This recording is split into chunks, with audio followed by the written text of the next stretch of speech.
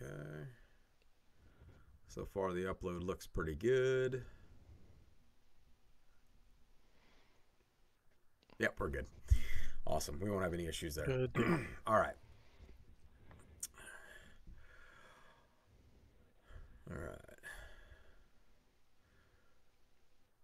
Welcome back, everybody, to Victory Outdoors, the podcast. Again, this is kind of a new thing that we're getting rolling here at Victory Outdoors. If you're familiar, we have a long-standing TV show that you can catch on a lot of different markets, but you can see it on Waypoint, Carbon TV, as well as Pursuit Up and the Pursuit Channel in the fall. So with that, I want to introduce our guest, Rick Taylor. Rick, we've known each other for quite a while, but do you remember how we actually You know, met? Curtis, I've been thinking about it when you called me and asked me if I'd come on. And I got to thinking about it. We go back, I'm going to say just over 12 years, all the way back to Commando Hunting Products. Oh yeah, yep. The good old Commando hunting products, man. That is a ways back. Like yeah. I mean, Tracy Pedretti was Yep. on that. Was There was a lot. I mean, they had an They army did. of That was people, Matt but Burton and Alex Carr. yeah. Yep. I don't know. I've heard from Alex in a long time, but occasionally I would hear from Matt now and again. It's been Yeah, a long same. time, but every once in a while, I'd kind of touch base with them just to see what they were up to and that kind of stuff. But man, yeah, I mean, then we'd see each other in Nashville at the Kind of a NWTF. homecoming there for sure. Yep. Kind of everybody gets to see all of our turkey hunting friends and family, and then yeah, I mean, basically, you're. It's weird because we've both kind of grown within the industry over the years, kind of doing different things. You've been super successful there in the social media aspect and working with CVA and a lot of other stuff. What are kind of maybe explain to everybody kind of a little bit of your background and kind of then what you're doing, you know, in this Sure. day and Yeah. age. So, kind of like everybody that gets started to get your foot in the outdoor industry, the term pro staff has come about and been thrown around in different lingos and in good and bad. But you and I both started way back when, back in the Commando Hunting Products. That was a pro staff position, doing the trade shows and peddling products, and from that I was able to move into some other things and had a stint with Mossy Oak for a few years. I was actually in the hydrographics and their R&D development stuff, doing that with them for a few years. And then just as things progressed, worked with a couple other outdoor companies in the pro staff position, and one of those was CVA. I have a local friend of mine here. He's in the probably 30 minutes outside of Nashville, kind of east, and I'm or southeast, and I'm about an hour east. And he reached out to me and said, "Look, we're putting together a pro staff for CVA. I want you to be my Tennessee guy." And that kind of started there, and that was probably 6 or 7 years ago. And from that was able to go and do some different events. Obviously the NWTF and things like that. But I had the opportunity to go out to SHOT Show and meet Thomas McCauley. And Thomas and I had worked in some other events prior to getting the chance to go to SHOT Show. And Thomas asked me one moment at the SHOT Show. He said, "Rick, so what's your goals? Kind of just seeing what I had going on and what I really wanted to do." And I told him, I said, one of these days I'm going to draw a check from BPI. Now BPI Outdoors owns CVA, the brand, also Bergara rifles, Quake slings, which are the rubberized slings that a lot of guys carry on their turkey guns, as well as all the muzzleloaders that CVA sells, and then Powerbelt bullets. So all of those brands are under BPI Outdoors. And fast forward a few weeks after SHOT Show, well, the conversation basically led to I want to draw a check from the company, and he said, "Well, are you moving to Georgia? The company's out of Lawrenceville, Georgia, around Atlanta." And I said, "There's no way I'm moving to Georgia."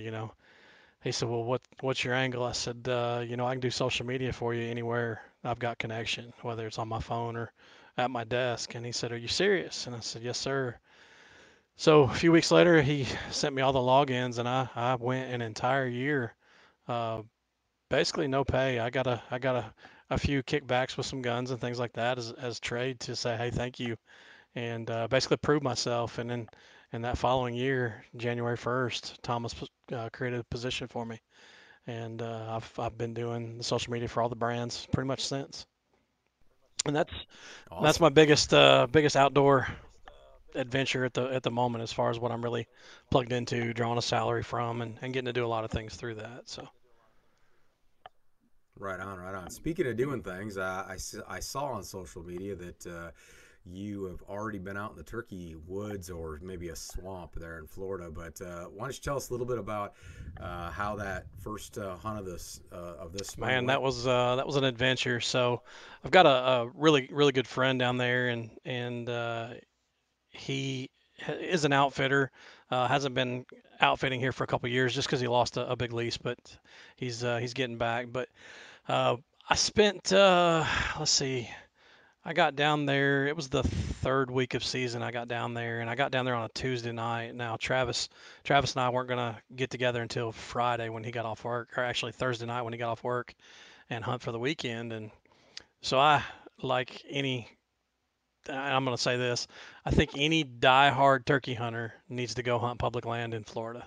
I think it's just you have to if you really want to get a taste of what it's about, man, get down there and do it. But so that's what I decided I was going to do. I loaded up my truck and drove down there to Big Cypress, and man, you talk about a place that I saw a cat my first night in. I drove down there. I slept in my truck for 3 nights, and on the side of the road, driving past one of the places that I wanted to go in the next morning, there was a big cat walking outside the fence right there, and so that kind of unnerve you a little bit when you see something like that. But regardless, my first day in was a Wednesday, and I walked in probably 3 miles and maybe cut two or three turkey tracks. I never heard a gobble. Man, the place was thick. It was kind of dry this year. You could see where water should be, and it was kind of dry. So, from my understanding, what happens is when it's dry down there is the turkeys really uh, split. When it's wet, they have to go to the dry areas. They're going to roost above the dry areas, fly down, and they'll walk through some of that swampy stuff. But you'll you'll find pockets of turkeys in that aspect where this time of year it was so dry that they were really split up. So I pecked around in there for the day on that Wednesday and had zero luck. So got the bright idea, man. I'm gonna go buy me a mountain bike and I'm gonna get really far in there, and that's what I did. And that Thursday morning, I rode just over 9 miles back into the swamp, and I parked it and locked it to a cypress, and took another 2.5 mile hike. And I did hear a gobble that morning, and man, just looking at Onyx, I use it religiously, but looking at Onyx, I just could not figure a way around to get to that bird. So I pecked around in there for a little while, and I just decided, man, I'm just gonna throw the towel in at it and say that I had my public land adventure in Florida for 2022, anyways. I may go again. I've got some ideas on some things for in the future, and obviously there's some great areas down there that if you can get drawn on, they're pretty hard, but if you can get drawn, there's some really good areas on public land down there. So I'd like to give that a try in the future. But then Thursday, all right, well, Thursday was the end of that was the mountain bike adventure, and Thursday night I hooked up with Travis and we made a plan for Friday and went to his family dirt there that holds some turkeys, but as things change and property sells beside you, it kind of changes the landscape a little bit. So one of the things, the big things that was there was an orchard, an orange orchard, and that orchard was plowed over. So it took a lot of the daytime cover away from those local birds that he had on his property, because they'll fly down in the swamp, peck around in there, and then they'll go spend their day in the shade in those orchards. Is basically what they've done through the years. But that orchard was gone, so we pecked around in there Friday and basically just took our shotguns for a walk. So it was a good time to sit with Travis against a tree. Anytime you can you can hook up with a buddy and go spend some time. It's always good. But you're down there to kill a turkey, and that's what we were trying to do. He ended up having to work on Saturday that weekend, so I actually drove over to see some of the damage from the big hurricane that hit Fort Myers Beach there. Sure. Man, I tell you, it was pretty eye-opening for a guy in Tennessee that doesn't have to see the hurricanes and things like that. We get some rain, things like that, but nothing like what those guys got down there. It's pretty wide eye-opening. So pecked around down there and walked, put my feet in the water and then met back up with Travis Saturday night and made a plan for Sunday. So we went back in there Sunday morning, and man, we sat down, and I comb my hair with a razor, so you may not be able to see it under my hat here, but I am bald as a baby's behind, and we sat down, and the mosquitoes just started wearing my head out. So I pulled my hoodie up there, and just as soon as I was pulling my hood up, Travis said, "Did you hear that?" And I was like, "No, I didn't. I got my hood up, man. These mosquitoes are eating me up," and even with a thermostat going. And it was just a few seconds later, and I heard it distant, but I had to go off of what he said. I was like, "All right, man, I'm behind you. Let's go." So we jumped up and made a move when we had to go. I don't know, 700-800 yards to get around to where we thought this bird gobbled. And by this time, obviously, it's daybreak, and we got set up on the edge of this. I'm gonna call it a palm thicket because I'm not real big on the lingo for Florida, but it was a bunch of palm trees and tall palm trees, short palm trees, and it wasn't. We sat down maybe 3 or 4 minutes and kind of let things quiet, and then I saw a hen way out in the field in front of us going away from us, and we didn't spook her, but she was just on her way away from us, and so we pulled out the calls and did a couple soft yelps, and man, he gobbled right over our left shoulder in that cabbage thicket there. And so we just talked to him, and just with the exception of him flying off the roost and walking down the gun barrel, he did it exactly right. He gobbled in there and came right out of the cabbage. And when he came out, he would gobble, and then he'd strut, and he'd take a few steps. So I noticed that he was limping real bad, and so he was kind of, as he came out, he was straight to my left, which would have been me looking right through Travis's ears to see the turkey. So had to let him obviously get way out in front of both of us, and he was out there a little way. So when he got behind some thick stuff that was between me and the turkey, I got up and made about a 10 to 15 yard move on him, and was able to, when he stepped out, Travis yelped and he threw his head up, and I hammered him with the 410 there. So man, we ran out there and got him, and I picked him up, flipped him over. You're checking out the beard, checking out the spurs, and I held him up, and there was nothing for spurs, literally. It was a slick leg, like he never had spurs. So it made us kind of think, That's right? crazy. So we were kind of thinking. Go I ahead. think I think I've killed one spurless bird that was legitimately, like just had the scales. Like there wasn't even like there might have been like a little spot that maybe looked like there should have been a Same, spur yeah. there or something. But basically, I mean, not even like a Jake nubbin. Like sometimes people are like, oh, you've killed a full fan, Right. Jake or something like that, and it's like, no, no, no, no. Like this is legit Exactly. Tom. Like it's just there's no spurs there. And I think I killed one like that. I can't even. It must have been Iowa, is my guess. But yeah, that's. I mean, you talk about all the birds that probably that you and I have killed, and it's like they're more rare than double spurred, you know, turkeys or double bearded turkeys Right. for that matter. So, but yeah, that's awesome. So you kind of got my. I've always wanted to go to Florida and give public land a try because that's the one thing I don't. That's the one bird I don't have for the Grand Slam. And I've killed a bunch of Rios. I've killed a bunch of Merriams, and obviously, plenty of Easterns. And it's like I know it's funny because I know enough people in Florida that like it's not like I really, you know, I could ask Sure. for help, right? Or that kind of thing. It's just a matter of the time commitment. You know, you're gonna have to, for me, to travel from the Midwest all the way down there and that kind of stuff. You know, it's a pretty big time commitment that way, and so I've always thought about it, and I thought, man, you know, maybe public would be the way to at least try it. I know it'd be super rewarding because it's a super hard hunt. You know, they're not easy to kill on public, and um, I've killed tons of birds on public, whether it was, easterns or Rios, and I don't think I've killed any Merriams on public, but yeah, I mean, it's one of those things where I was, you were leading into it, and I was sitting there like, yeah, that sounds great, until you said you saw a giant cat, and I'm like, yep, nope, I'm out. Yeah. Um, I don't, I mean, that is, it's funny because um, here in Iowa, we've had mountain lions kind of around here and there, but they're not real prevalent. Like, they're just passing Right. through type of thing. They don't live here. And what's funny is we had actually a bow hunter here in Iowa that uh, literally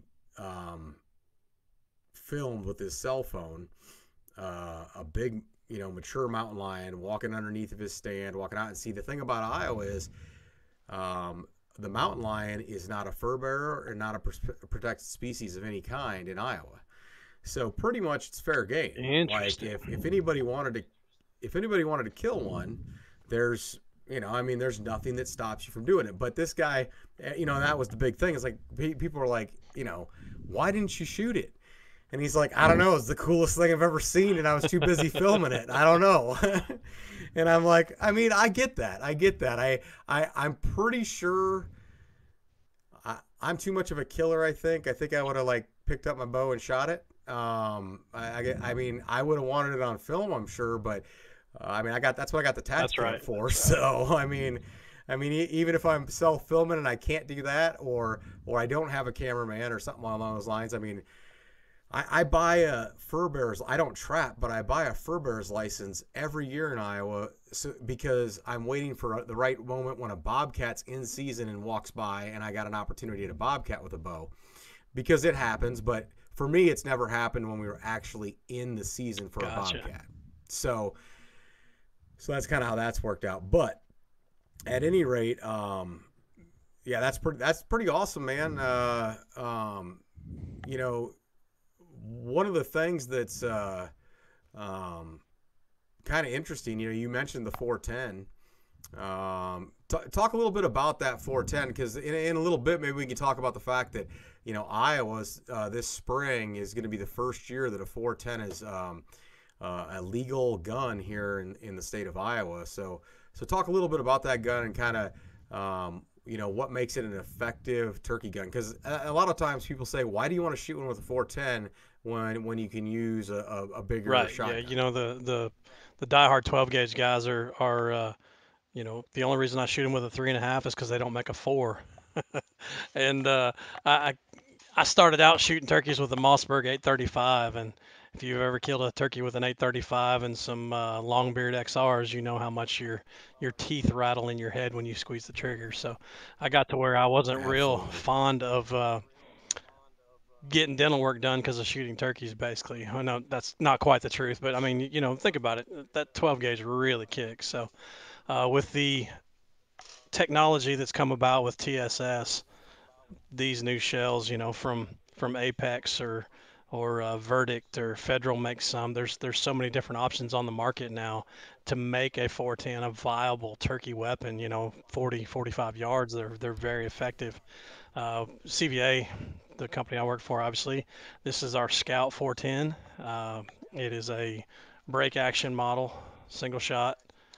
You can see on the side, I get a lot of questions about that. That's just a two bullet holder. If you see these guys that are shooting a lot of PRS or long range shooting type things, center fire rifles, same thing that holds a center fire rifle cartridge. It is just a 3M adhesive with a Velcro pad that holds that shell to the side of the gun there. So I put a couple extra shells there. That way they're always easy to reach. So, but the Scout 410 comes in Realtree timber camo. It's the only pattern we've got currently. It comes also with a Jeb's double extra full choke. So uh, comes with the Nice. rail, ready for a red dot. no matter what you shoot. And there's a new. Are you familiar with Hawk Optics? So Yeah, Hawk yep. has got a new turkey scope out that's basically got a reticle on it. If the turkey's head fills that reticle, it's in range. So pretty neat deal. So that rail's great for the scope option or the red dot option. So great little guns. We've had them around for about 4 years now, I guess, and I was fortunate. A lot of us guys that are diehard turkey nuts in the company got our hands on them prior to actually launching them, so we were able to get out there and see what they could do. And man, I'll never. I say never. If we ever build a 12 gauge, I'll pick it up probably. But for now, I'm pretty happy with the 410 and the effectiveness of it, and seeing a lot of the states, as you were saying, seeing a lot of these states make that transition and understand that as technology has progressed, it gives people more opportunities. And think about it, getting your kid out there, you're not going to put him behind a 12 gauge at 8, 9, 10 years old and give him that rattling effect of trying to kill a turkey. He may not feel it in the moment, but he's going to feel it later. And if you take him out to practice, you're going to make him gun shy, so to speak. So just putting them behind the Yeah. 410 or even 20 gauge option and other manufacturers there. It's gives people um, better more options, for their kids, for their wife, for their buddies, to get out there and do it. Yeah, absolutely. And I'm taking my neighbor and his son out during youth season, and his son Dre, he ended up getting him a 410. As soon as they passed that law, he's like, I know he can't use it this spring, and he probably won't be ready to. But then he had him shoot it all summer, and he had him shoot regular, bird shot type loads, just three, what are they, Two and three quarter two and a inch, I halves, think is what they are, something like uh, that. two and three Yep. quarter, yep, something like that. And then you got the threes, and so he kind of progressively worked him into it, made sure he didn't get him gun There you shy go. or anything like that. And I can remember being about that age when I got my first 410, and the biggest thing for me wasn't ever the kick. Back in the 80s, like um, I don't know, hearing protection wasn't something that was really I'm with prevalent, you. I guess. Um, and I was more shy, gun shy, early on because of the sound to my Gotcha. ears. Like it wasn't the kick at all that got me. It was more that. And so that 410, I mean, I can remember, and it was the anxiety of it. It was like, I know this is gonna hurt my Right. ears, and it was like sitting there, like you're aiming, and you're like, and then you'd shoot, and you'd be like, and then after the first shot, it didn't matter anyway, because then you were pretty That's much right. deaf. So, Yep. but but yeah, they're neat little guns. Looking forward to getting him out. He's I actually went and secured a couple of extra farms, so we've got plans B and C. I'm gonna scout all those and try to get him his first bird. And he's killed 2 deer so far. In Iowa, they it's been a while now, but they passed straight wall rifle cartridges. It used to just be shotgun deer hunting as far as gun hunting went. And so with those straight walls, that 350 Legend It's is a a slick fantastic gun cartridge. for Absolutely. youth. My daughter shoots that cartridge. Yep, yep, yep. And so he's killed a couple of deer. So we got to give him a There turkey you go. now. He's got to catch up with my stepdaughter, Natalie. She's killed 3 turkeys and 3 deer, and then she took kind of a 1 year hiatus. And honestly, it was because she got a little gun shy of the 20 gauge she was shooting, and it didn't have anything to do with the kick of the shoulder. It was I was putting it in a death grip and that kind of stuff, but the recoil jammed her thumb or her finger on the Oh trigger man. guard. So because it moved Hmm. back and her finger didn't move back, and it wasn't up against her shoulder quite right, it jammed her finger, and then that made her a little bit gun shy. And I'm not going to be that, I'm not going to be that dad or stepdad that, Suck it up. Get back to it. Yep. yeah, no. It's like, or force them to go. Like, if you want to hunt and that kind of stuff, like I would That's love to right. take you. And so she's shown a little interest in turkey hunting again this spring. might have something to do with the fact that the boy next door is going. There I you don't go. know, but yeah, we're gonna try to get at least Dre his first one, and then we'll see if Natalie wants to get back at it and go from there. But yeah, kind of one of the TSS. I've been shooting that. I and I'm a firm believer. I don't do the 350. I do shoot a 12 gauge most of the time, but I shoot a 3-inch TSS Federal cartridge. But yeah, that TSS is pretty incredible stuff, and it has made the 410 very effective. I'm curious though. I've got a little 410, but I'm not sure that I can put TSS through it, because it's an old school gun and that kind of Might stuff. want So to check on if that I'm one. gonna hunt with the four, yeah, yeah, yeah. I don't want to like banana peel That's my right. gun that I've had for like 45 years or something. But it's literally like a Sears Yeah, Roebuck, yeah. right? Smooth Like bore, little bead on the it's barrel. like, Yeah. yeah, right. But no, kind of switching gears a little bit.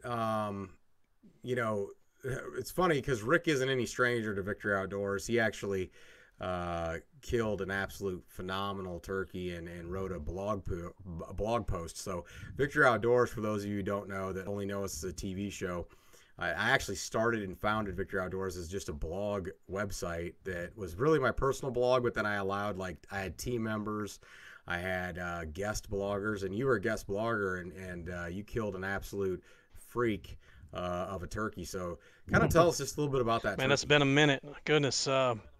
Yeah. I'll preface it with this. It was with the exception of tucking my kids in at night, it was the worst thing I lost in my divorce years back. Um, Unfortunately, that turkey never made the record book officially, but he would have been at the time number one bow kill in the state of Tennessee, and at the time number seven in the world with a bow. Uh, was hunting public land in Tennessee with a good friend of mine who's a preacher that actually married my wife and I. We've been married. We got married at the National Wild Turkey Convention a few years back. So that being said, we were hunting together on public land, and he'd seen a flock of birds pretty regular there, so that's where we went in on them and set a blind up literally in the middle of this field and decoys out. And we had this bird probably an hour and a half pecking at him.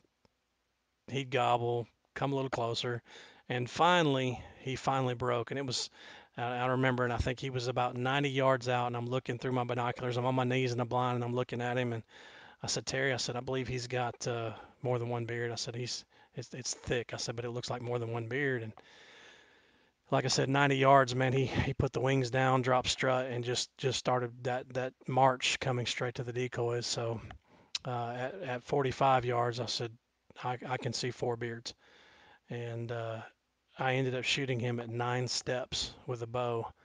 And when we ran out there and snatched him up, there were actually six beards, and six beards totaling just under Wow. 48 inches of beard. And we were talking about spurs earlier. You think a bird with 48 inches of beard would have just giant inch and a half, inch and 3/4 spurs, but this rascal had like 5/8 inch broken spurs. They're rounded, nubbed off on the end and stuff. So that bird, I'm gonna remember the score of that bird in my mind forever. A 115.625 was the official NWTF score. I say official again, never officially measured, but that's weight, the beards, everything.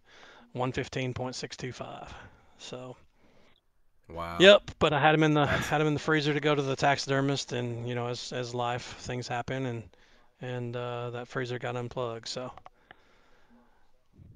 yeah, that's a bummer, but yeah, what an incredible animal. I mean, that's and it's one of those things. Like the beauty of it is that um, at least you have the memories, you have the pictures, and all that kind of stuff. Like I can still remember, I can visualize, I can see the pictures of that bird, and it was something incredible. It was pretty cool. yeah, I So, think um, I've seen a few. Matter of fact, that year I had a buddy that shot one that had 8 beards, I believe, and just to see a multi-bearded turkey, much less have the opportunity to shoot one like that, it's kind of once in a lifetime. So I feel fortunate that I got to experience it and have a really good friend of mine with me there. He and I are actually heading to Colorado here in May together this year for Miriam. So pretty excited about that. Yeah. Sweet, sweet, awesome. Yeah. What else you got planned for this? So you're going to Colorado. Where else are you going to Let's turkey hunt see. this spring? So unfortunately, our uh, our turkey season opens the same weekend as the NRA show in Indianapolis this year, which is April the 15th. But my daughter's on spring break this week. She's here with me, and we went this morning, listened to some turkeys gobble, saw some turkeys strutting through the woods coming off the limb, and moved some cameras around, set up a couple other cameras where I know I've seen turkeys, and so we're getting ready. The youth season, she'll get a chance to shoot not this weekend, but the following, so the 8th and the 9th. So she's first up to bat or next up to bat since I got Florida out of the way for me. But we'll do that, and then that Monday after the NRA show, I'll get started. Hopefully the 17th or 18th here in Tennessee. We have Tony, one of the guys I work with CVA. We have an event with Buck Ventures guys, Jeff Danker and those guys. We're going out to Oklahoma with them to do their big rendezvous. We're a big sponsor. CVA is a big sponsor of their show, so we always do a rendezvous with them, show them the new stuff, get the chance to try out the products, things like that. And we'll turkey hunt in Oklahoma while we're there. And if we can tag out pretty quick, we're gonna run up to Kansas and try that one too. And then when I get back in a week and a half, 2 weeks after that, I'll be in heading out to Colorado. So if it works out, fingers crossed, I'll do a single season slam with the 410 this year. So we'll see. Sweet, Yeah. awesome. Yeah, that'd be incredible. Yeah, I've hunted Kansas. I've hunted Oklahoma. Um, both both pretty awesome states. I killed my first two Rios in Oklahoma way back. Like, geez, man, that was like, oh man, it would have been probably like 2006, maybe something like that. It was a long time ago.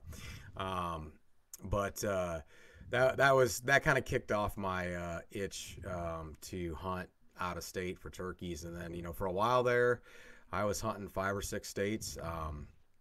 And one of the things that I think that is really, up in the Midwest here,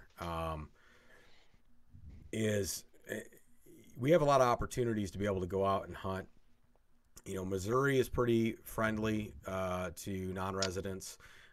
Kansas is friendly to non-residents. Nebraska, Wisconsin's really friendly to non-residents, especially if you're a newcomer. If you've never hunted Wisconsin before, your first tag is half Oh wow. price. Yeah. So that's kind of cool. But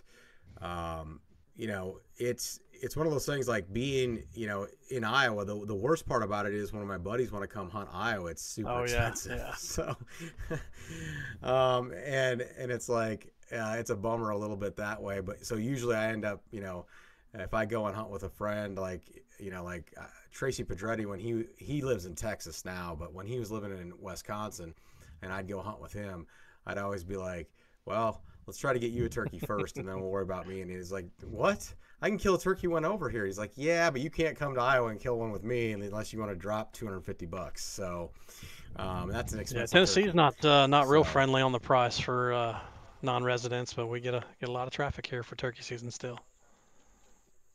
yeah. I've had I don't think any of us from the team have hit Tennessee There's up. no We've had a couple of no guys turkeys go to. here. There are no Uh, turkeys in Tennessee. Yeah. yeah, right, yeah, right. Um, we had a couple of our guys go to Kentucky, and they had some luck there. But that's probably about as far south as our guys have really ventured.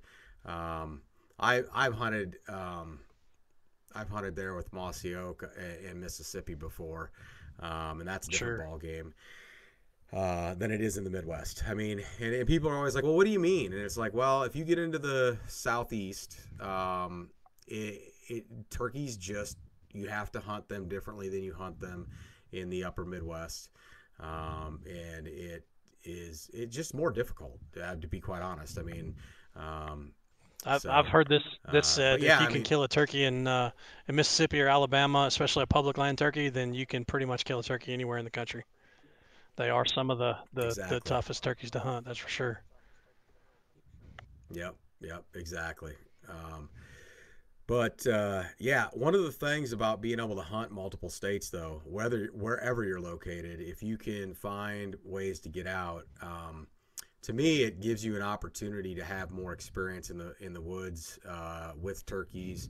You can learn from those experiences, and realistically, like the way I look at it is, it gave me the opportunity because in Iowa, you get two tags, but they're kind of split up, and you could literally hunt, 2 days a spring every year, and you have very limited, knowledge of turkey hunting. I mean, in some years, yeah, sure, you got to work for it.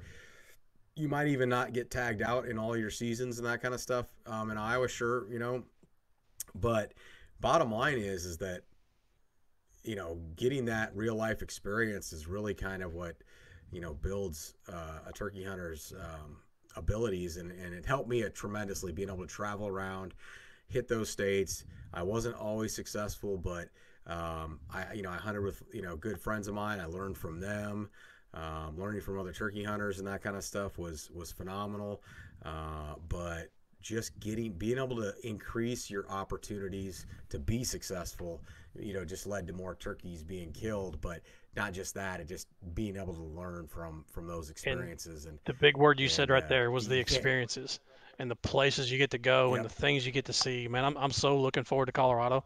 I've bow hunted Yeah. and killed a couple bulls the last couple of years in the fall, but I've never turkey hunted out there. But to be out there at that time of year and get a chance to do that, I'm excited about that. Yeah, it's beautiful, beautiful country out there.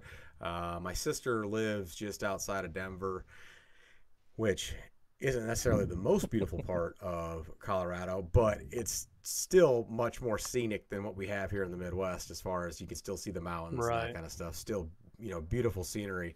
But yeah, we just got back. We for spring break, I took the kids and Carrie out there and to visit my sister and her kids. And yeah, we definitely hit some parks, hit some trails, just so we could get out and experience a little bit. My 11-year-old Natalie, she was like, let's go to the mountains, let's go hike. She wanted to get out and really actually go to the mountains. And I'm like, okay, here's the thing. Um, it's still March and there's still a lot of snow up there, so let's just hold off on that. Maybe we'll come back, in during the summer. We'll travel to maybe go to like Steamboat Springs and be able to actually get out when the weather's a little nicer and you can get out and do a little hiking up a mountain and see how out of breath you are. And Steamboat's But pretty neat little yeah, town. I actually my the place that I've elk hunted for a few years is just about an hour east of there. So I like that right area. on. There's one of my bulls Yeah, right that's there. that. Yeah, I seen him. I seen an Yeah, elk that's antler him. That hanging was my out there. first one. Um, yeah, I have yet to get my first one. I started a quest last August, working out every day, getting up at 4:30, get my workout in, all that kind of stuff. Just lost a bunch of weight this last year and that kind of stuff. But then I started working out because I needed a goal, right? So I was like, okay, I I I can run these 5Ks and stuff like that. That's fine. But I need a goal that's going to keep me doing this because without a goal, like I just know me, like I'm eventually going to be like, okay, I'm tired of getting up at 4:30 in the morning and working out. So I'm like, I'm going to finally do a Rocky Mountain elk hunt. I'm going to go and I'm going to do the everything on your backpack, out, hunt, stay in the tent, pack everything on your back, and my goal would be to go out and kill any legal animal, like because I want the Sure. experience of basically packing an animal out. And so if a cow was legal and I got an opportunity to take it, I would take it. And the main reason is I want that Sure. experience. And so my father-in-law, who is 62, I believe, 63 maybe. I think he just turned 63. he's like, all right, I'll go with you. And I'm like, sweet. And he's in pretty good shape, right? Good shape, that kind of stuff. So he starts working out in the morning. We're texting each other every morning when we get done, like our stats, like how many miles we ran, or whatever the case may be, like every morning. So fast forward to basically about a month ago, and we wake up. My wife sits up in bed, like shoots up in bed, and she's like, my dad had a heart attack," and I'm like, "What?" And spoiler alert, he's fine. He had quadruple bypass surgery about two Wow. weeks ago, so he's a little sore. But needless to say, he is not going to be making the trip to And he's not Colorado. texting you at 4:30 in the So morning working out right now. correct, yeah, he's basically, we're trying to keep him preoccupied and behaving himself, because he, like any of us, like, I mean, come on, like, you start to feel good, and you feel like, oh, I can do Yeah. this, and then with that kind of thing, then all of a sudden you feel like crap the I'll next two say this. days, That and so he's that's kind my of, COVID bull. 2.5 weeks out of the hospital yeah, of almost dying, I killed that bull. I'll never forget it. But I'm sorry. So you guys are I don't know kind of if keeping his it's hands tied right now. yeah, yeah. It kind of reminds. I do actually remember that. I remember when you killed that bull, because I remember seeing it on social media, and I remember thinking, man, that's crazy. Because I remember you were in the hospital, and I was thinking, man, I was like, that's not good. Um, but yeah, exactly. So he's in recovery mode. He was also supposed to go on a turkey hunt with me. I was gonna try to. I did take him turkey hunting. I did not get him a bird last year, so my goal, this spring, was to get him a turkey. So obviously that's going to be put on hold and that kind of stuff. But the good news is everything went good. He's recovering. He's just going to continue to get stronger and stronger every day. But yeah, I did kind of put a little bit of a so I don't. I put basically the elk hunt on hold for this year. Gonna kind of see how it goes. We'll see if he will be able to do it ever, type of a thing, and kind of yet to be seen on that.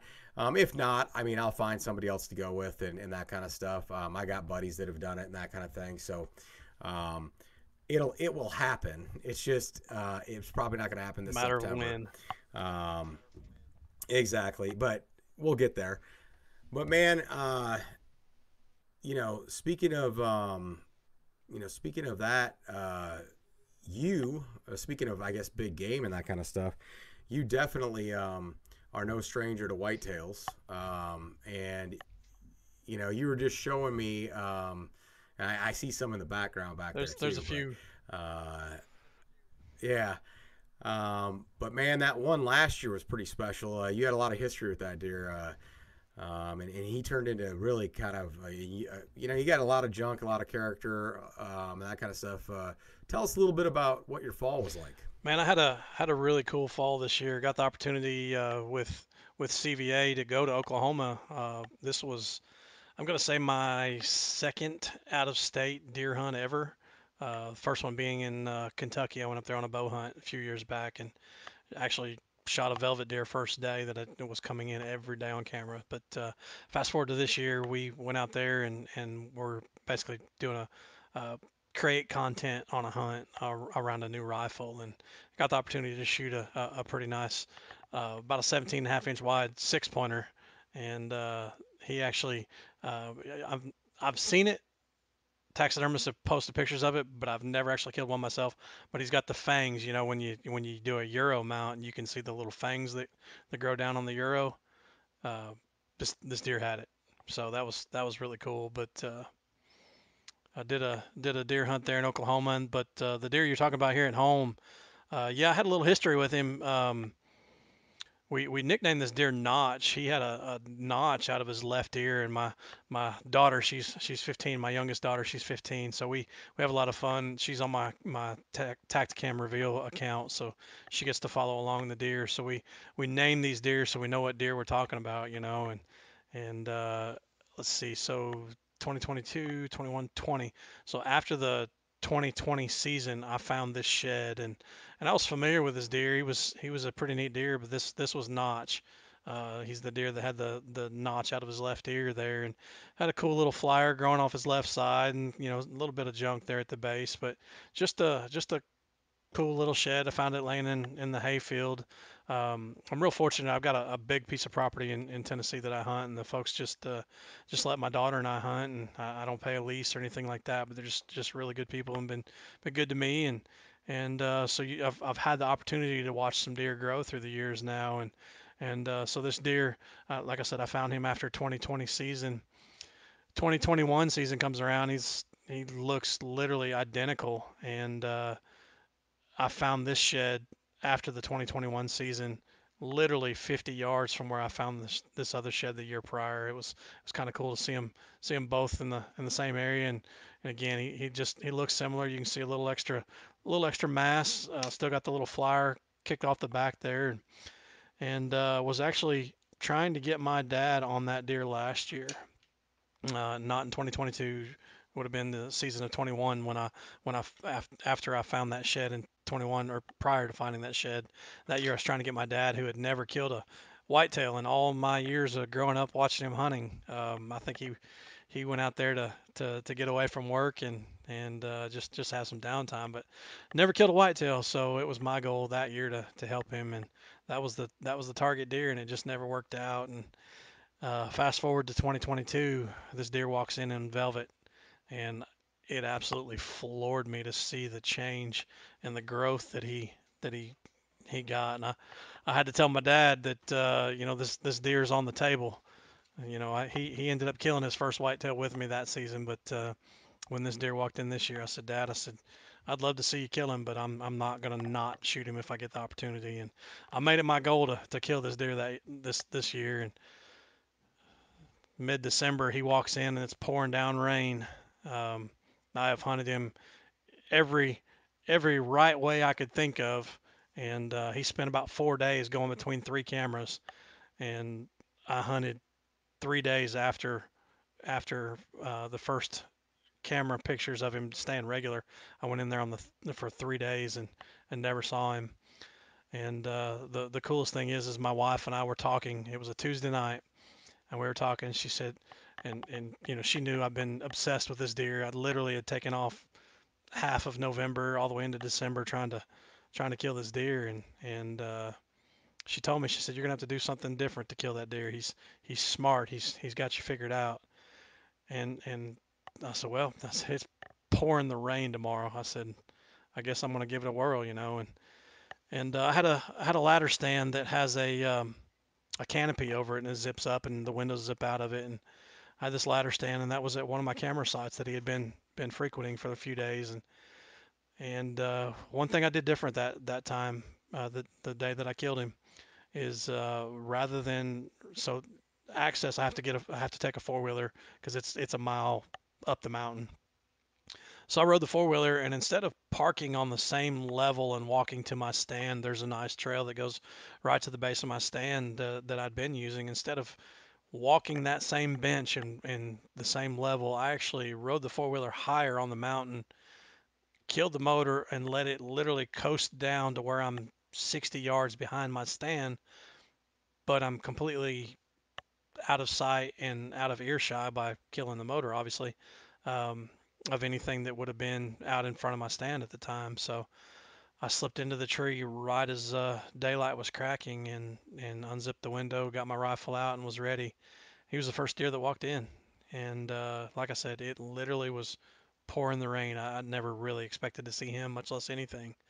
And I saw the flash of a deer go between the trees and threw my rifle up, and then he steps out and kind of turned his head over his shoulder there, and I knew as soon as I saw him in the scope. Well, I was 98% sure it was him, but I knew it was a big mature deer, and I was shooting him. So I did, and I got down there, and there he had just gone right over the bluff from where I shot him, maybe 30 yards, and piled up. And I sat in the tree shaking and making phone calls like we do. Hey, I got him. Oh yeah, It was pretty yeah. exciting when I called my dad. I said, Dad, I said I got Notch. His first words, "You're grounded, son," because Ah, that was the deer he nice. was trying to get the year before. So yeah, I've been real fortunate, and I love I obviously having the story and all of that, but just being able to see the history and put my hands on him, that was the coolest feeling. And then calling my daughter and all my hunting buddies and saying, here he is, that's so much fun. Oh I think yeah, we have for sure. I mean, stages of hunting. You get to where I'm my progression was basically this. I'd go deer hunting to shoot a deer. Yeah, I didn't care what it looked like, buck, doe, 3 pointer, 27 pointer. I didn't care. I was deer hunting, and as that progressed, obviously, we all want to shoot a big deer. Well, how do you shoot a big deer? You stop shooting the small ones, and you get a place where you have the opportunity to watch them grow, like I have, and that made me kind of change my mindset on mature deer, but it also gave me the opportunity to take some folks and not have to be the guy behind the trigger every time, and introduce, just like you're doing with your neighbor's son there to get him turkey hunting, introduce the next generation, or introduce uh, this term that we've come up with, the adult onset hunter. There's guys that are yours and my age that have never. all right, all right. I don't know what happened there, but we're back. All right, so uh, just pick up where you left off about the adult. The adult. Yep. So, we've coined this phrase called the adult onset hunter. There's guys that are your age and my age that have never set foot in the woods to hunt. They've made camping, hiking, things like that. And we've got kids that are blinded by video games and all of the technology that's in front of them every day, to have the opportunity to introduce those kinds of people, or kids and adults into what you.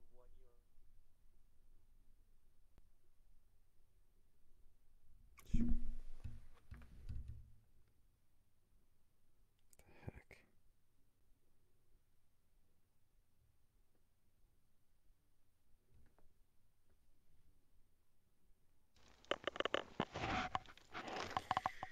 All right. I don't know what's. I I don't don't know know if why that's it's wanting to do that, me. It's but showing I've got full bars here. I don't know what's up. yeah, and I'm good.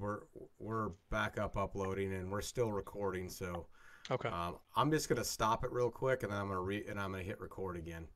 Okay.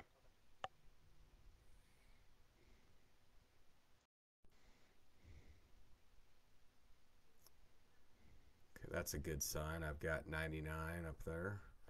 Now let's see if. All right, we're both showing up as uploading, so we were both recording. So all right, Good go deal. ahead. All right, so we've coined this term, adult onset hunter, and basically what that is guys your age, my age, that have never stepped foot in the woods, or even college age kids or whatever. So there's a lot of efforts out there to recruit some of these new hunters, and to have the opportunity to take, whether it's kids or the adult onset hunters, or women, introduce those into the outdoors. That's the stages that I've been an opportunity, or stages that I've had the opportunity to go through, is just that. I don't have to be the guy behind the trigger, especially if you're turkey hunting, you're calling a bird in, and you're that whole interaction with the animal, and seeing the success of someone else. It's just as if you pulled the trigger yourself, and I know you felt the same thing. and Yeah. and I feel like, as hunters, as we progress, there's different stages that we go through, and to just get that fulfillment out of it at those different stages, and move on to the next one, whatever that is. Yeah, for sure. I mean, I think when I first started turkey hunting, I and even deer hunting too. It was I wanted to fill as many tags as I could, and so Yep. like I whether it was you know I mean, man, I shot a lot of jakes, like because it was like, especially in Iowa, like that first season in Iowa was 4 days, Oh, you wow. know, and when I first started, I was hunting a lot of public land, and I always hunted first season because it was the first crack to get after them, Hmm. and then in Iowa you could hunt. You can basically buy one tag for one of the first 3 seasons, and then you can buy a 4 season tag, or you can buy just two 4 season tags. So, I can remember, like, I would buy, and I the first couple of years I killed mature gobblers and that kind of stuff. But I remember, well, what do you guys think? I remember talking to my buddies. What do you guys think? And I was in college at the time. And they're like, man, it's 4 days. I'd kill any legal bird that walks in front of you. Right. And I hunted a couple of days, and then all of a sudden I had an opportunity on a Jake, and so I pulled the trigger, and I basically, when I was in that stage, it was like, man, I'm just gonna I'm just gonna kill. I was more about stats to some degree. Right. Like I love that NWTF score and trying to best myself on that. But then the other side of it was I wanted to fill my tags, like percentage, like your success of percentage on filling tags and that kind of stuff. And that was something that I guess I had pride, in that I was able to successfully fill, the majority of my tags. But now it's like, I had a year, it's probably been 4 or 5 years ago, but I had a year where I killed 2 turkeys right out the gate. And I think it was Nebraska on a turkey reservation. Right out the gate, killed two turkeys, and then I went 0 for the rest of the year. And I hunted like 4 or 5 other states. I think I went back to Nebraska. Wow. And I went 0 for. But the thing about it was, though, I did personally when I was behind the gun, but there was plenty of opportunities throughout that time where I actually called, helped, buddies, friends, acquaintances, whatever the case may be, and I called up, turkeys to a gun barrel and that kind of stuff. So it was great that way. Sure. I still had an enjoyable spring. I'm sure there were some lessons learned, through that dry spell. I probably made some mistakes that I don't make now. But bottom line was, it wasn't a failure just because I didn't fill the tags.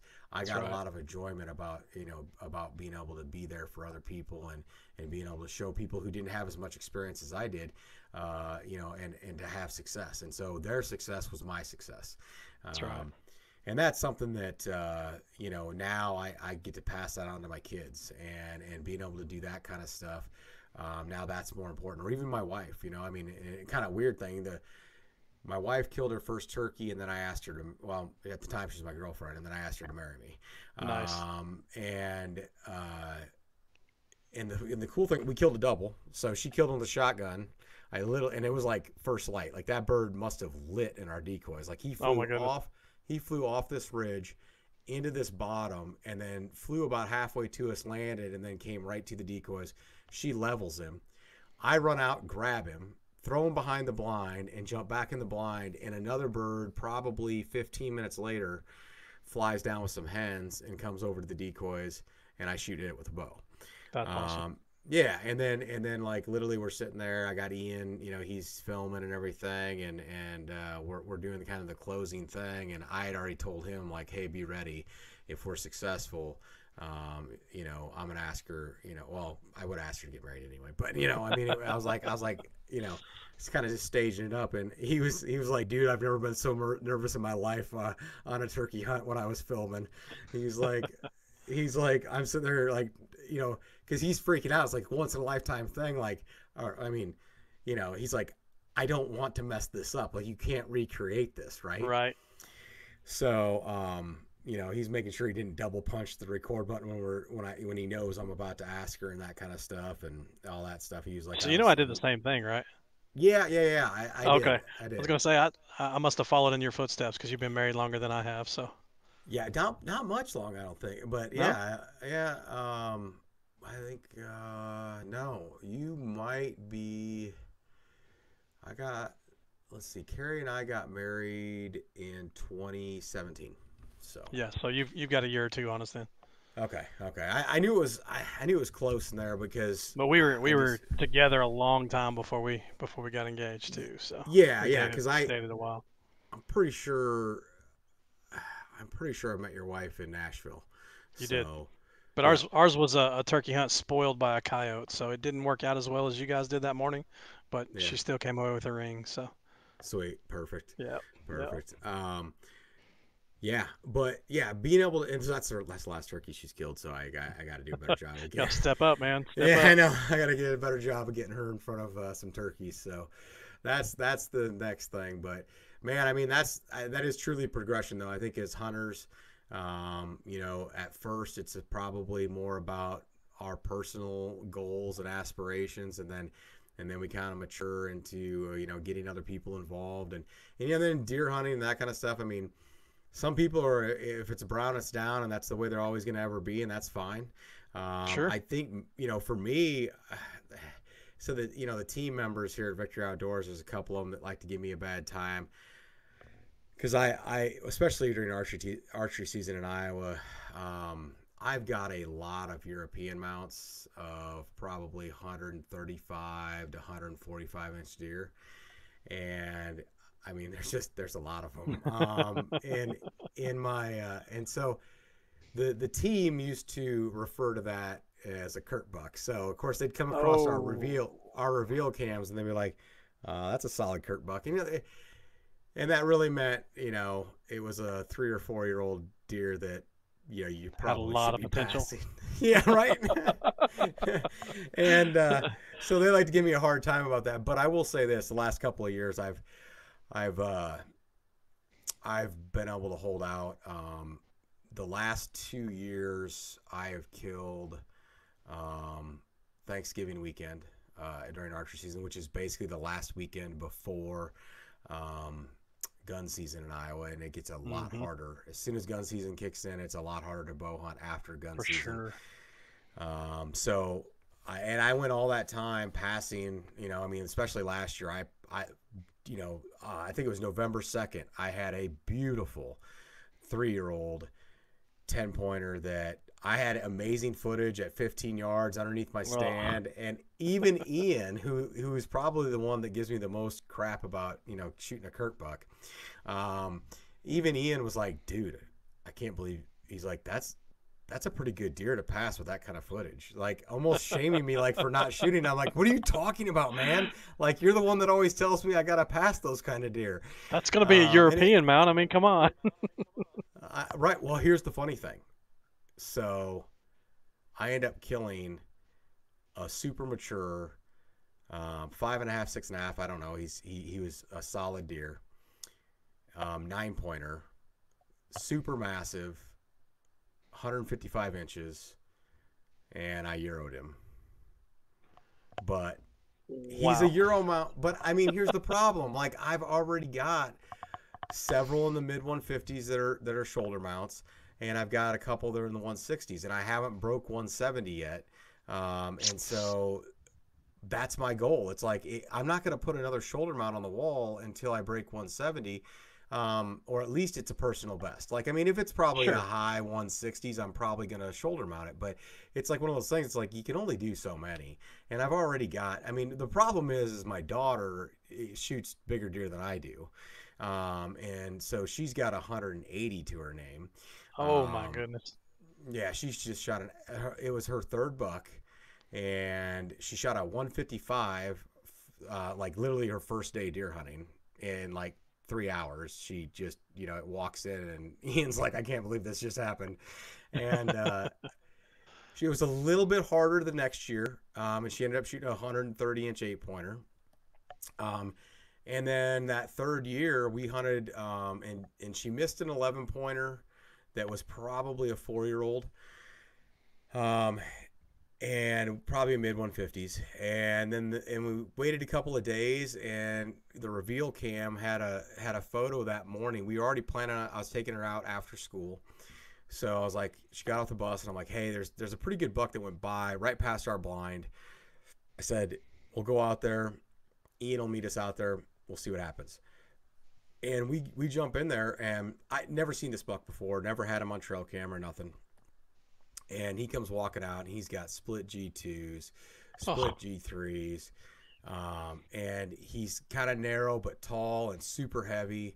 And yeah, he had 13 scoreable points and went like 179 and like 3/8 or something like that. I mean, essentially, like we're like, it's basically a 180-inch deer, and so legitimately, she's killed a bigger deer than anybody else in the house. And at that time, she'd killed a bigger deer than even Ian had ever killed. And then that year later, Ian killed a 180.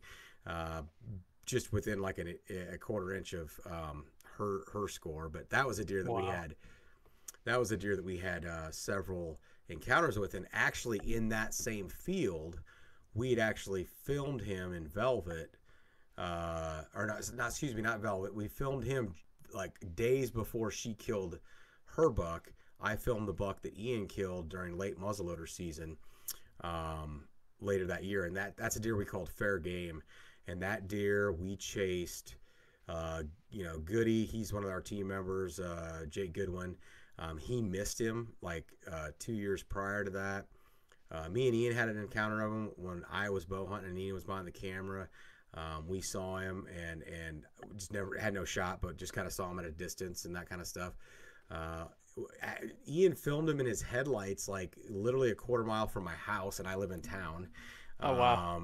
And he was chasing a doe, and so just had a lot of cool encounters with him. And then Ian finally killed him that year. It was a pretty special moment for him, and that kind of stuff. But you know, that's the thing. Like, now I'm in that mode as a bow hunter. I've kind of graduated to that fact where I care more. I don't care about what the deer scores as long as I kill a mature deer. And that the buck I did kill, even though he went only 155, and I say only, you can only say that in Iowa. Right.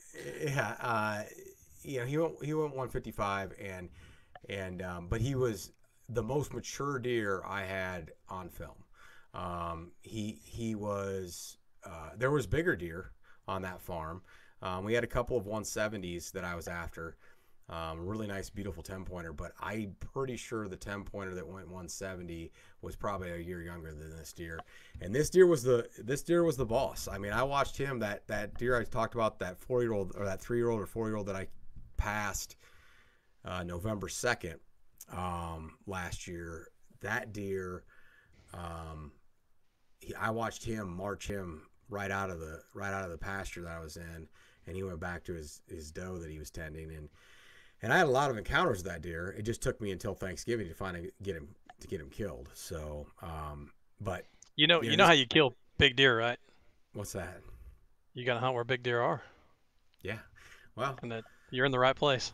yeah, I am blessed for that. And that's the thing. Like, we talk about like 140-inch deer, like they're dinks, and it's like Right. people, you talk about Mississippi and Alabama and how hard it is to kill, and it's like people down there, you would give anything, to have that opportunity to pass, that kind of deer, like, because they're probably not passing it down there.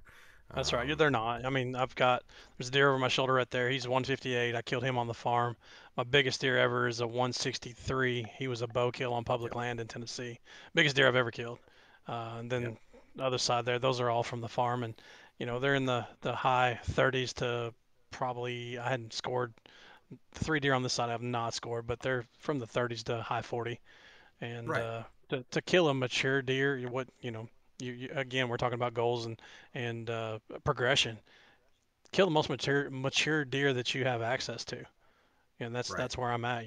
That deer that I killed this year, uh, 2 years of sheds. I went back and found I had 4 years of pictures. So if his first picture in 2019, if he was 2.5 then, put him 5.5 when I killed him. So I think nice, he's either 5.5 or 6.5. So I don't right. know for sure, but I know he was a mature deer. So Oh, for sure, yeah, and sometimes you can tell, by the rack, but you can definitely tell by the body, and I oh mean yeah, that's the thing. Like, I mean, as you mature as a bow hunter and that kind of stuff, and you've seen enough deer in front of you, you can pretty well tell. You can tell the difference between a 3-year-old and a 5-year-old. let me Now, tell you this. I messed up in Missouri this year, and yeah, and I'll be the first to tell you, I went up there with the anticipation of shooting a great deer, late muzzleloader, food plots, just piles of deer, and I shot my deer first or second evening, I can't remember. But when this deer stepped out, he was so much bigger than the others. This buck stepped out. He was so much bigger than the other deer that was with him. And looking at the rack, the other deer looked more mature, according to the rack, but he was busted off. This deer, solid mainframe 10-pointer. He had a flyer, made him 11 point, but his body fooled me. This deer wasn't 3.5. And yeah, jumped up and down and would have swore he was 5.5, just because of looking at the deer that I saw him with, and then the deer that I'm comparing him to here in my home dirt. You go to the Right. Midwest and they they say this a lot, but they just grow them different. They do, because I spent the next 3 nights sitting in a blind without a gun watching deer, and really got a dose of what I should have been looking for.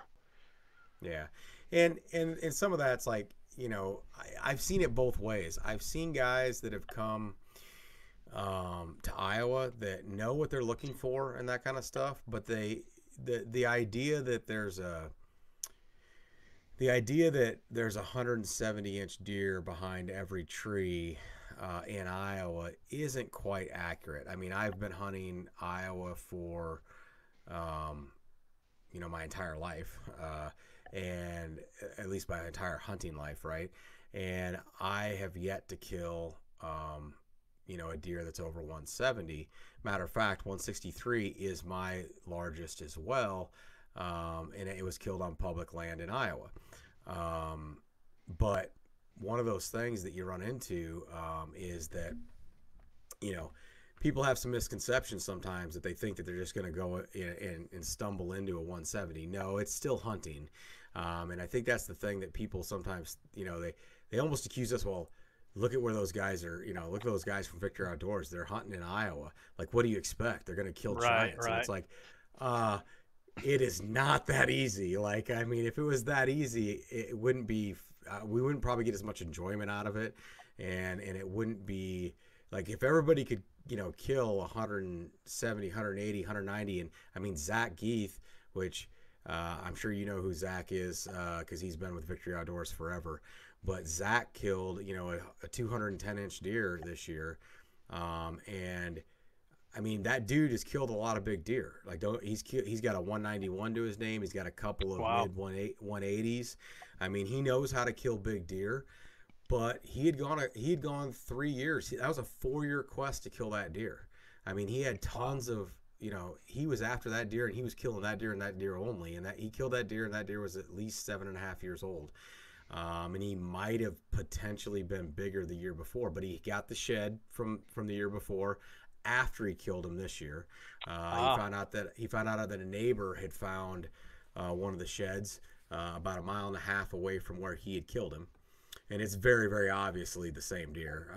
Like, we have trail cam photos of that deer from 4 years ago, and he progressively got bigger the first 2 years. Last year he was big.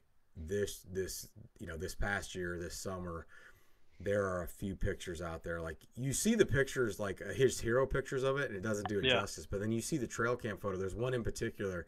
There's this reveal photo where he's standing kind of a ways back, but you can see the corn stalks. It's a green cornfield because it's in the summer and that kind of stuff, and you can see that deer, and you can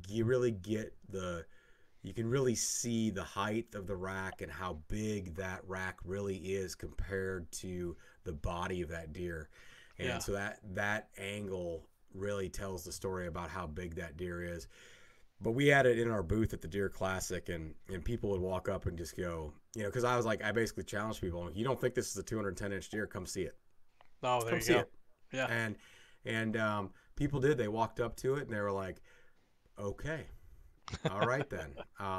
Yep. Yep, it is. And I mean, you know, I didn't. Yeah, I've never had my hands on a 210-inch deer, but the, I know how big my daughter's 180 is, and that was probably the biggest deer that I had put my hands on, been that close to.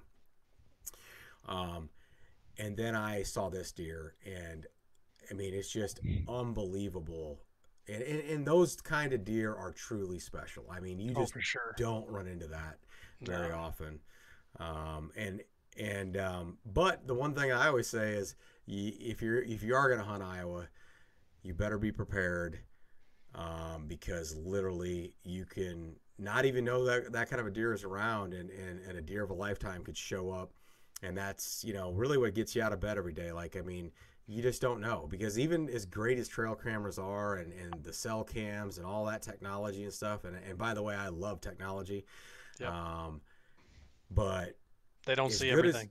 They don't see everything, not at all, not even close. Like I mean, I can attest to that. Just I know I on our leases, we've got, especially the leases that Dennis and I hunt, we might have 20 trail cameras on a farm that's 340 acres, and that's a ridiculous, in my opinion, that's a Oh, ridiculous that's big. amount of it's a ridiculous amount of trail cameras though that we're running. Like I mean, we've got them all over the place. But I can tell you one thing: I sit there and hunt, and it's like I see, I'd sit there and hunt, and I'd see of the deer that we kind of had, you know, earmarks next to, like we had named them and that kind of stuff, keeping track of them, all that fun stuff. I would see a lot of those deer, but we'd never get trail cam photos of them. But I would hunt, you know, I hunted every day pretty much in November, it seemed like, and I would see those all the time. And but we never got trail cam photos of them. Now, occasionally it'd be like, okay, I know where he went, and I expect to get a trail cam photo if he goes down that trail, and sure enough, I would. Yeah. But I saw so many more deer and saw so many other bucks that I didn't get a trail cam photo of because they didn't go down that particular trail. It was like, man, they don't see everything, and so you very easily could have one that you don't even know exists, and Yep. then all of a sudden out of nowhere he's standing, you know, 15 yards in front of you, and then it's a matter of, have you done what it takes to prepare to be successful? And that's where the preparation pays off, and that's the biggest thing I can tell people. Just, you know, I mentally prepare myself. Like I know that I will be able to execute my shot. I physically prepared myself, shoot my bow, practice and all that kind of stuff. I mentally prepared myself. I expect to kill, you know, a personal best 200-inch giant, whatever the case may be, whatever you want to call it, every time I go to my tree stand. Have I? Nope, still haven't done that. But will I ever? Maybe, I don't know. But if you're prepared to do it, at least you know you'll hopefully, you know, be able to execute that when the time comes. That's right. It's just like you're getting ready for Colorado. It may not Yep. happen in Yep. 2023, but 24 is right on the corner. You know, you're still making those preps, those steps to get there, Yep. and once you get that opportunity, man, it all comes together. Exactly. Man, it's been awesome catching up, man. We gotta do this a little bit more often, and maybe we can get in the turkey woods or something like that someday. Well, I Um, might be able to scratch one up in Tennessee, just one though. Just let me know if you're gonna make it this way. All right, man, we'll do. Hey, man, it's been great catching up with you and talking to you. Thanks for your time, and good luck this spring, man. I appreciate you having me on. Good luck to you as well. We'll keep up with you on the socials. Yes, at Victory Outdoors. You guys can follow us along, and we'll post everything there. Rick, thanks. Thank you.